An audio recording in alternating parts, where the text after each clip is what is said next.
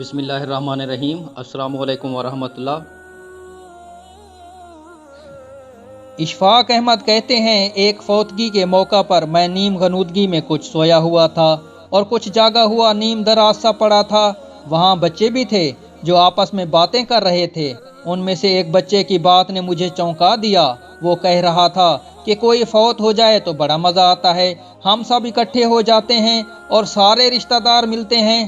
پھر ایک بچے نے کہا کہ اب پتہ نہیں کون فوت ہوگا، نانا ناصر الدین بوڑھے ہو چکے ہیں، ان کی سفید داڑھی ہے، شاید اب وہ فوت ہوں گے۔ اس پر جھگڑا کھڑا ہو گیا اور وہ آپس میں بحث کرنے لگے۔ کچھ بچوں کا موقف تھا کہ پھوپھی زہرا کافی بوڑھی ہو گئی ہیں، وہ جب فوت ہوں گی تو ہم انشاءاللہ فیصل آباد جائیں گے اور وہاں ملیں گے اور خوب کھیلیں گے۔ خواتین و حضرات، میں آپ کو ایک خوشخبری دوں کہ اس بحث میں میرا نام بھی آیا۔ میری بھانجی کی چھوٹی بیٹی جو بہت چھوٹی ہے، اس نے کہا کہ نانا اشفاق بھی بہت بوڑھے ہو چکے ہیں۔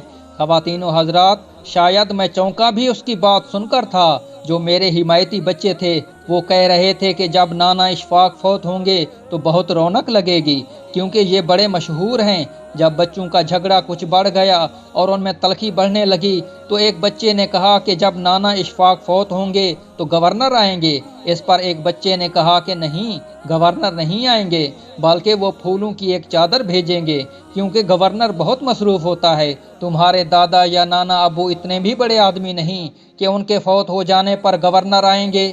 وہ بچے بڑے تلخ، سنجیدہ اور گہری سوچ بچار کے ساتھ آئندہ ملنے کا پروگرام بنا رہے تھے۔ ظاہر ہے بچوں کو تو اپنے دوستوں سے ملنے کی بڑی آرزو ہوتی ہے نا۔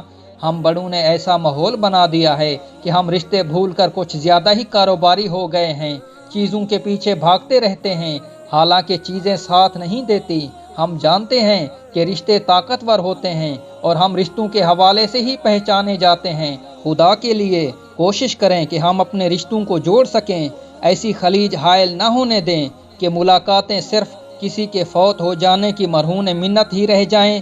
کیا ہم ان بچوں کی طرح اس بات کا انتظار کریں گے کہ کوئی مرے پھر ہم مجبوری کے ساتھ لاٹھی ٹیکتے ہوئے یا چھڑی پکڑے ہوئے وہاں جائیں؟